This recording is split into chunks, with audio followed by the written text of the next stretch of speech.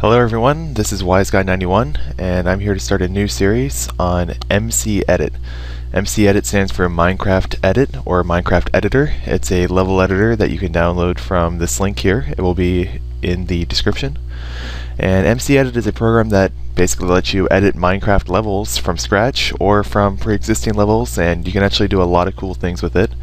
This is a forum here, and this tutorial will be how to install it and then a quick overview. So you scroll down to the quick links and you click download MCEdit. You can also do download MCEdit with AdFly if you want to support the owner. I'll just do this one for being a little quicker. So it takes you to this page. You go ahead and download whichever one you need. I'll download this one for Windows because that's what I'm using. And my internet's going really slow right now for some reason. We've been having troubles with that. But basically it gives you an exe. It's very simple. You click next and install. I think that's the only options.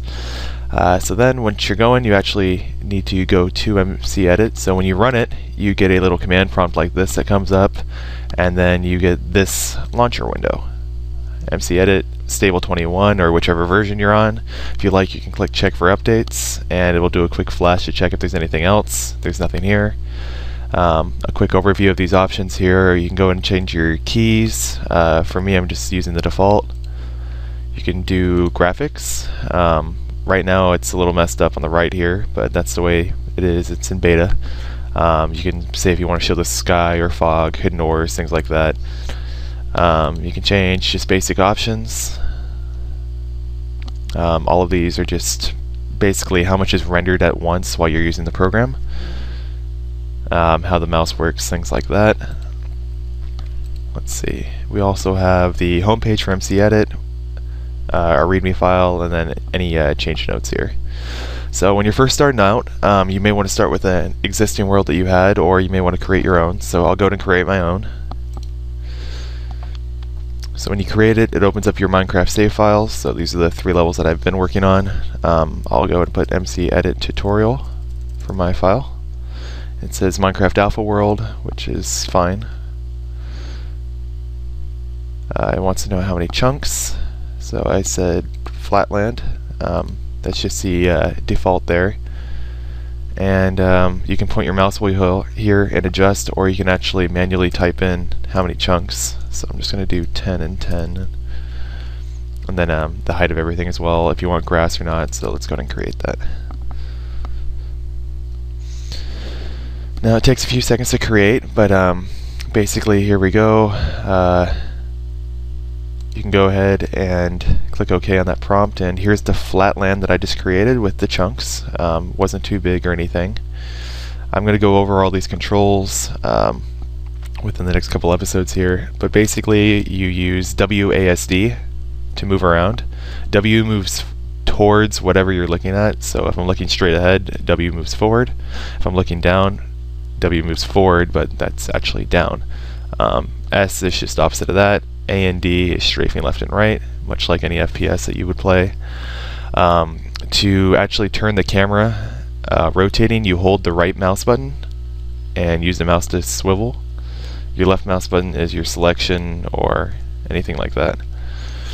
So as you can see, we got a little flat area here, so all these grass blocks. The area outside of this would be spawned when you're inside of Minecraft, depending on how far your viewing distance is. And then we have all these tools at the bottom here, and that's basically how you use it. So with MCEdit, you can do things like use the select tool to select an area and do certain things with it, such as clone the area. So I can clone it and repeat that area over here if I wanted to. And as you can see, I have a little grass section I'm working with right there, and I can put that wherever I want. I'll go and undo that. You can select an area and fill with a certain material, so I want it to be bedrock, and it is now bedrock. And when I go in game, I'll actually see that. So you can import and export schematics. That's a little bit longer process. I'll get into that later on in the series. You can move your current player location for single player maps to wherever you like. You can move your spawn point for both single player and multiplayer maps. And you can do chunk control, which is basically when you select an area, you can do things with that entire chunk at once. Delete it. Prune it means it deletes everything but that chunk. Relight it means it will recalculate the light within MCEdit if you're having like shadow errors and you want to see how something looks with lighting. You can extract that chunk into a separate file that you can just reload over and over again if you liked a certain area, for example. You can create new chunks that will fill in the empty sections of the world if you have half a chunk there. So if I deleted just a certain portion of this chunk here, there's just a hole in the world right there, I can go ahead and fill that in. Let's see, you can do brush tools, which will give you pretty cool effects. You can do different shapes basically, and it will just pick a material down here. So say I want to put in some lava, I could just do a little brush effect, and it's much like any other like 3D modeling program basically, where you're just putting in some textures right there. And yeah, that's a basic overview. Filter out is something that I've still never really used too much, but I know you can do things like I want to smooth out an area, or if I wanted to make a forest in this selected area here, I can go through all this info here basically and click filter, and it'll make a tree. That was too small of an area, but or it will make forest, for example. Oh, you know what? I didn't do any height. That's why trees can't grow in one block. Filter. So I'm going to put in a tree here, and now it's taking a while because it has to actually render that big tree that I just put in. Now, with filters, you can actually write custom script. I believe it's in Python, and again, I haven't got into that at all. I'm not a big user of filters. I actually like building things legit. However, MCEdit lets you do some pretty nice things. I'll show you some of my creations in a minute. This is not responding. That might have been too big of an area for trees. But as you can see, I mean, for that area, it's building 2 trees with 35 blocks high. Oh, here we go. It's rendering now. So there is a awesome tree that was built, complete with all the limbs and some roots down there, in a filter basically that coded that to make a randomly generated tree with certain characteristics. So as you can see, there's a lot of possibilities with MCEdit. Every time you want to save or do anything with the menu, you'll hold Control. That brings up your menu. So I'm going to go ahead and load up one of the worlds that I've used basically MCEdit purely on. I've done a few things manually, but this is a world that I created. It's kind of a medieval town. Let me go ahead and pull out here and let it render up. But basically all these buildings, as you can see, are just like copy and paste of each other, and I use that with the clone tool. It was originally imported as a schematic, which is a save file that allows you to save certain blocks and import them in later using MCEdit. So I had one schematic of a building, and I just copy and pasted it over and over and over again for a little residential section there. This is a subway system that you'll see in other areas that, again, I copy and pasted. This is a wall. All these yellow boxes and pink boxes and things like that, those are either entities. The red is entities or enemies or mobs of some sort. These yellow ones are usually interactable things like dispensers, chests, things like that. And you can actually go ahead and select a dispenser and right-click it. Excuse me.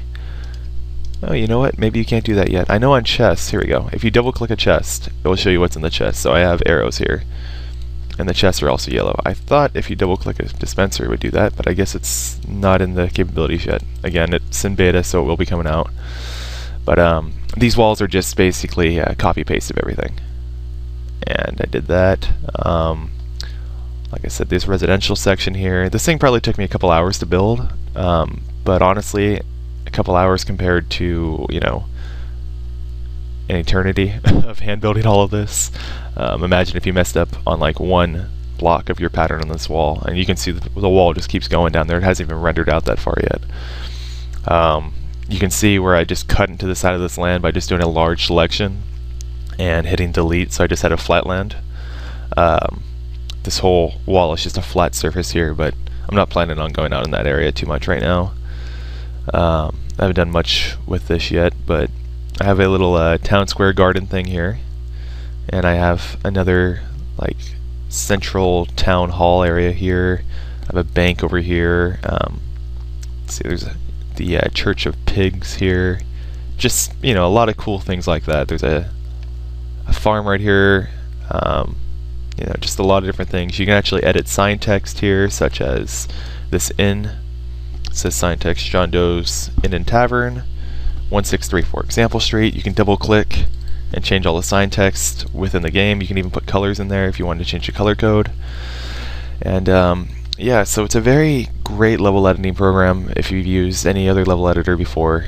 A lot of potential, and I've never seen very many tutorials. There's a couple out there, but I'm hoping I can go into each tool in detail and just show you exactly what it can do. So I hope you guys enjoyed. Again, it's WiseGuy91. If you guys like it, go ahead and subscribe. I'll be putting these up every couple days. I'm going to try to do it just to get this series going, and then you guys can go ahead and give me suggestions on what you'd like to see next. I do more of a free build by legit hand, but I am willing to do things with MCEdit if you guys want me to. I was thinking about just test driving different schematics maybe, which again, you'll see what schematics are later on. Whatever you'd like, let me know, and I guess I will talk to you guys later. Have a good one.